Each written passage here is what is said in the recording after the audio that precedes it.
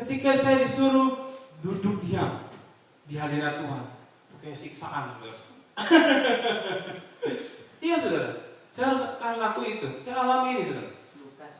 Oke, Lukas 10, thank you.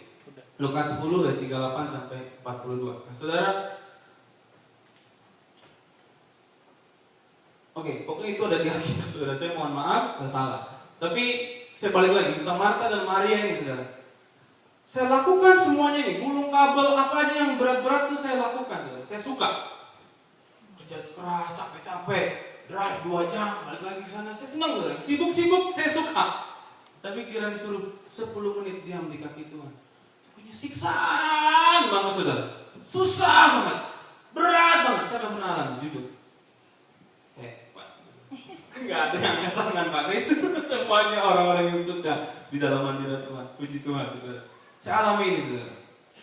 Susah sekali, saudara. Baru masuk hadirat Tuhan di kamar duduk. Tuh kompor udah dimatiin belum ya?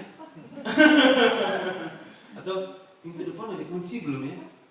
Aduh, telepon bunyi, saudara. Banyak distraction. Enggak gampang, saudara, untuk kita diam duduk dalam hadirat Tuhan. Ini masalah prioritas. Kalau semuanya kayak Maria juga, saudara akan kelaparan pulang gereja. Nggak ada yang masak, benar? Ya. Kalau nggak ada Marta, nggak ada alat-alat musik ini, saudara. Kalau semuanya berdoa aja semuanya diam dalam hadirat Tuhan, nggak ada yang khotbah, diam semua. Coba kita semua kayak Maria. Aneh juga, saudara. Ini bukan masalah salah atau benar, tapi ini masalah prioritas. Harusnya aktivitas kita, kesibukan kita, pelayanan kita, pekerjaan kita harus dimulai, harus ada persekutuan dulu dengan Allah. Pelayanan harus didahului dengan persekutuan Allah. Bilang persekutuan dengan Allah. Persekutuan dengan Allah. Saudara, saya bilang Marta itu nggak salah, kenapa? Karena Yesus pun orang sibuk. Saya akan buktikan. Markus 6 ayat 31. Markus 6 ayat yang ke-31. Markus 6 ayat yang ke-31 bilang begitu. Lalu Yesus berkata kepada mereka, marilah ke tempat yang sunyi, supaya kita sendirian dan beristirahat seketika. Sebab memang begitu banyaknya orang yang datang dan yang pergi, sehingga makan pun mereka tidak sempat. Ini gambar apa tuh? Yesus sibuk sudah. Banyak orang datang pergi, makan aja nggak sempat, saudara. Tapi Yesus tahu prioritas. Mari, dia bilang ini, ke tempat yang sunyi, supaya kita sendirian beristirahat seketika. Saudara, Yesus pun sama, melakukan yang sama, melakukan pekerjaan Marta yang Tuhan Yesus lakukan. Yesus melakukan pelayanan. Dia orang sibuk, saudara, menyembuhkan orang sakit, keliling kemana-mana, saudara. Tapi Tuhan Yesus tunjukkan kepada kita, dia tahu prioritas. Dan sering kali baca di Alkitab, pagi-pagi benar Tuhan berdoa. Pagi-pagi benar Tuhan naik ke bukit dan berdoa, saudara. Bahkan dia tegur murid-murid, tidakkah kau bisa berjaga-jaga 1 jam saja? Ya kan? Nah, saudara, hari-hari ini introspeksi diri kita. Apakah kita punya aktivitas seperti itu? Atau masihkah kita punya waktu untuk build relationship sama Tuhan? Untuk melakukan apa yang Maria lakukan, saudara. Ya, saudara yang jawab sama Tuhan, ya. Yesus punya waktu tenang, saudara. Ya, dia bilang gini, Markus 1 ayat 34 sampai 35 bilang gini, ia menyembuhkan banyak orang yang menderita bermacam-macam penyakit dan mengusir banyak setan. Ia tidak memperbolehkan setan-setan itu berbicara sebab mereka mengenal dia.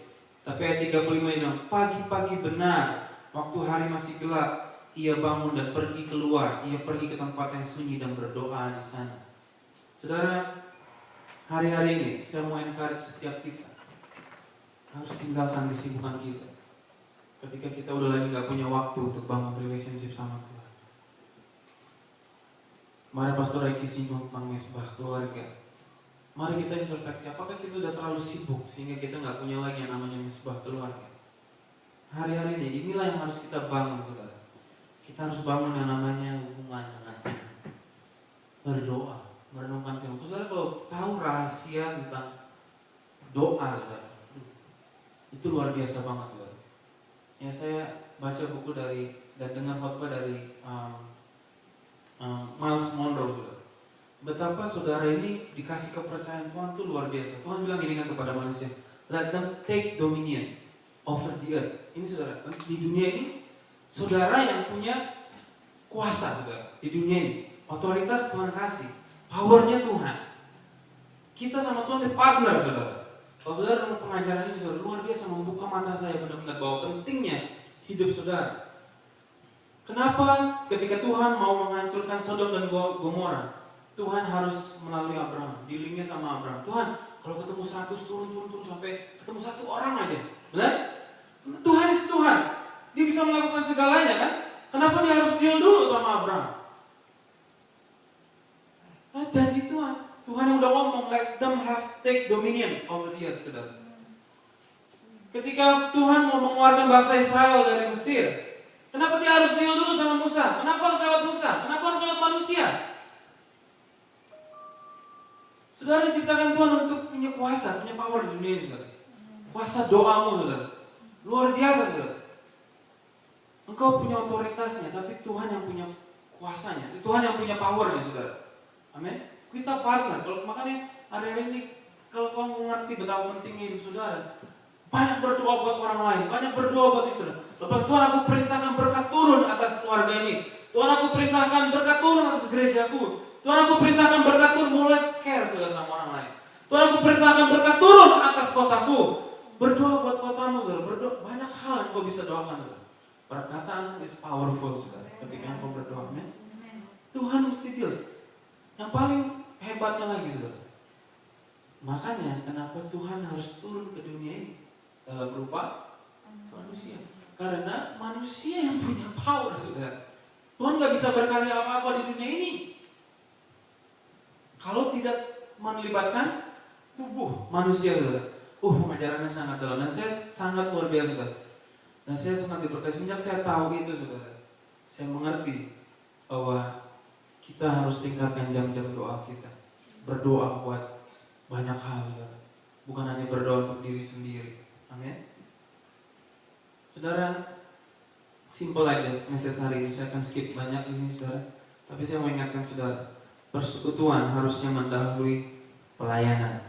Saudara, bahkan Tuhan Yesus ketika menetapkan murid-murid, saudara, Markus 3:14 bilang gini, Dia menetapkan 12 orang untuk menyertai Dia dan untuk diutusnya memberitakan Injil. Saudara, memberitakan Injil itu bicara tentang pelayanan, bicara tentang aktivitas, kesibukan, saudara.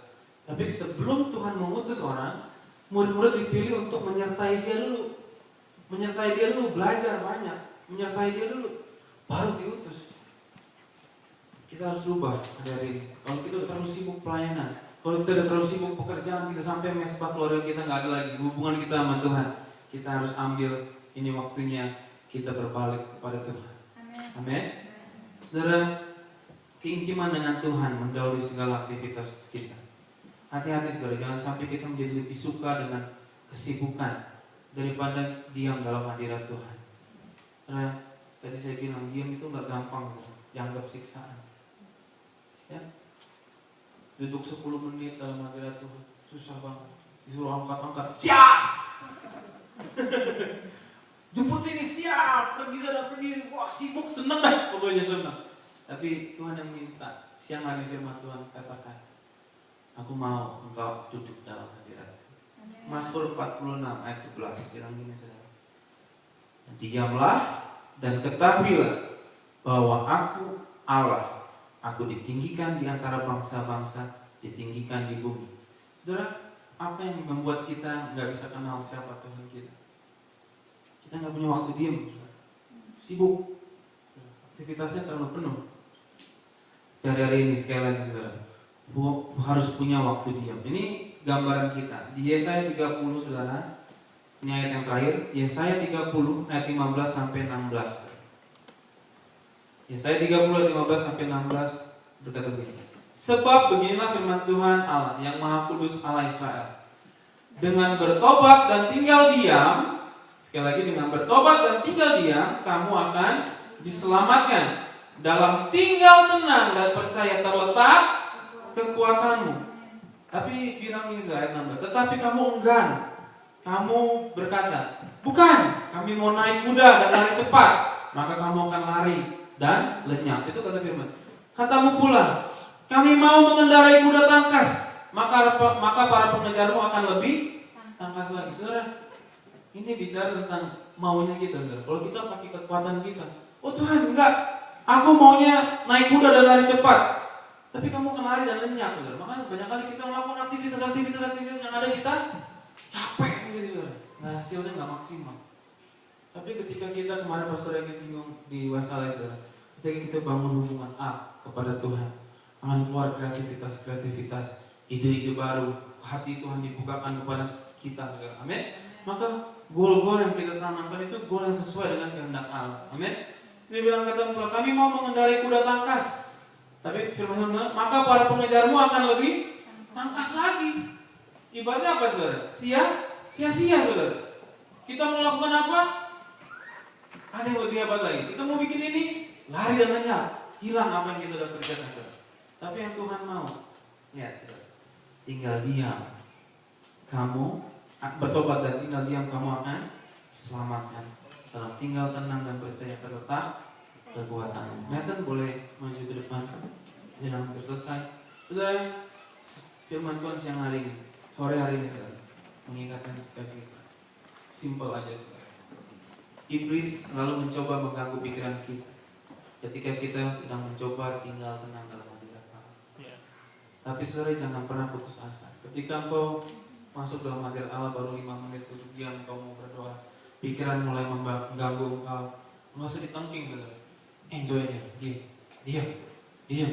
Sampai engkau bisa fokus sama Tuhan, nyanyi, menyembah Tuhan. Dan percaya, saudara, ketika engkau bertemu dengan Tuhan, Tuhan bilang gini kan, kita harus kembali kepada kasih yang mula-mula. Ya, ingatlah betapa dalamnya engkau telah jatuh. Saudara, kasih yang mula-mula itu ibaratnya tester, saudara. Ketika engkau terima Tuhan, engkau sungguh-sungguh, Tuhan kasih tester. Enak ya. Tapi tujuannya bukan cuma testernya. Saudara kasih tester supaya saudara beli produknya. Tapi banyak kali kita udah ngerasa enaknya, itu udah. Tapi siang harus sore hari, saudara.